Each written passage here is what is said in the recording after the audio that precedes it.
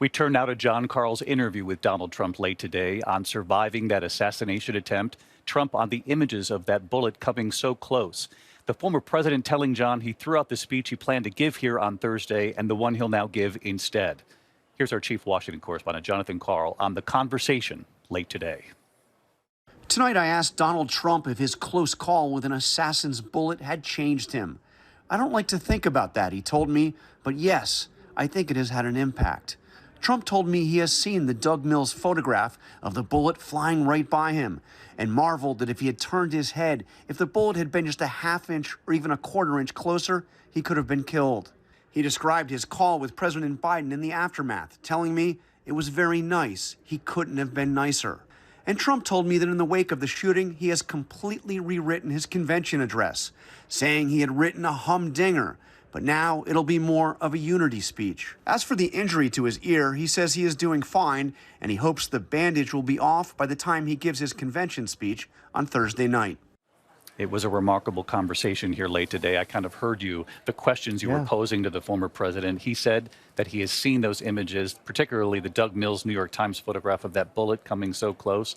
And he's had plenty of time to think about it now. Yes, he thought the reason why you could see the streak across the sky was because that was the blood after it hit his ear. Who knows what the case is, but he had seen those images, and he is still, you could tell, shaken by how close he came possibly to getting killed. The other thing he marveled at was that as he was down, he expected that people would be running because there had been shots fired. And as he said, he didn't really see anybody running away. He said they all stayed there with him, is how he put it. The loyalty of the folks in the crowd. Yeah, that's how he saw it. In the meantime, the former president knows what J.D. Vance has said about Donald Trump for years, and how he changed his view of Donald Trump later on. And you asked him about his choice of J.D. Vance to be his running mate.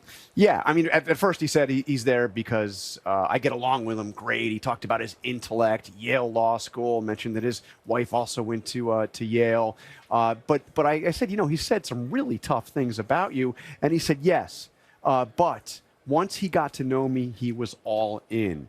And he said that J.D. Vance is really popular with his core supporters, and he has been very helpful to him on the campaign already, and sees him as now. I mean, Trump likes a convert as much as he likes a true believer, especially a convert who has become a true believer. Very good chance we'll see them here tonight. No guarantee, but you'll be here with me in prime time, 10 p.m. here on ABC. John, thanks so much for that conversation.